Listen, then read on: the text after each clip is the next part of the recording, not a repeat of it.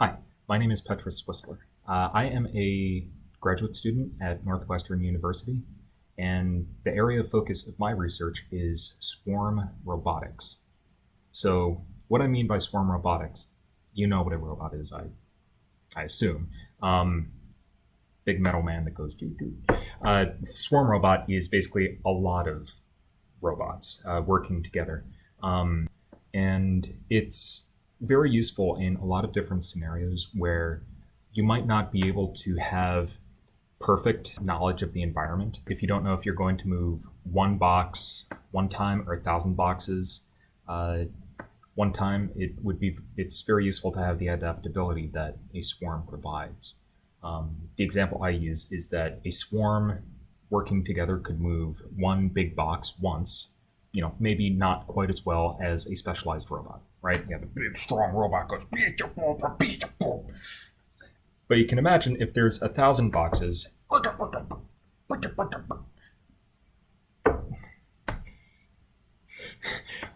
that doesn't work quite as well, and it would take a long time. But you can imagine, right? You have a bunch of little robots that go, they move 1,000 boxes at once. So that's what swarm robotics is. Let's take a look at what the lab looks like. So right now I'm in my lab, as I often am. And this is my lab. So right now, not a lot of people, just because of COVID, making everything more difficult. It's maybe not the most well-organized place, but right here we have a soldering station. And so this is where I do all of my electronics work. And over here is more the Mechatronics Station. So this is where I actually use the electronics, interfacing them with motors and sensors and all that sort of fun stuff. There's a drone project right there. We have a 3D printer. And that's it. It's a bit small. But actually,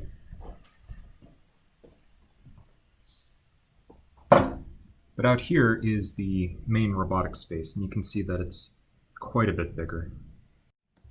I'll talk a bit about more of my specific work in a bit.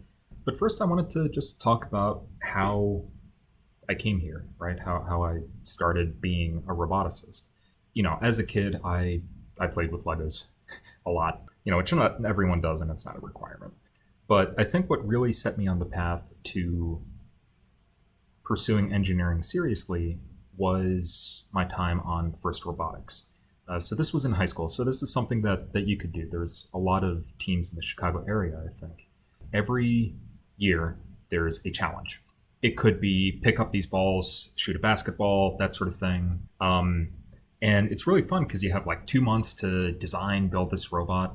And it was just a lot of fun in high school, just being able to make something and be like, look at this thing. It sometimes works. Usually didn't. But sometimes it did. And those times were always great. And so, yeah, that First Robotics is what really got me seriously into engineering. I ended up going to Rose-Hulman Institute of Technology. And when I was there, I was not on the robotics team. I did something completely different. I did human-powered vehicles. The really cool thing, again, is that I got to build a thing over the course of a year. And again, a lot of times it didn't work, but then it did, and that was cool. And that's really going to be a theme, is that in engineering, stuff doesn't work, and it's really frustrating, but then it works, and then it's super satisfying. Usually doesn't work, though. Oh man, I'd say the ratio is probably like 1% of the time it works, but then when it works, it's really cool. And usually it keeps working after that. But yeah, built these human-powered vehicles, basically really fast bikes, went up to 55 miles an hour, which I consider fast for a bicycle. And yeah, it was just really cool having a team, being able to work with them, learn from them, and eventually as a senior, I taught the younger members, and that was also very, very satisfying. Um, and when I graduated, I again shifted the sort of stuff that I was doing again to jet engines. I worked at a company in Florida. Basically, I did a lot of design work on various aircraft engine systems, and I got to do a lot of stuff there, and it was really cool to really be able to understand this thing that you see every time you go to the airport. But I'm pretty excited because one of the engines that I worked on, the GE9X engine, is entering service sometime next year. And so I am going to take a flight on an aircraft that uses the engine that I worked on. And I think that's pretty cool. I think really the big thing that pushed me to go back to graduate school rather than remaining in industry was I wanted to put my signature on something. I wanted to work on something that was mine, and that I could like show off and be like, look at this thing, so cool. I am very proud of my robots.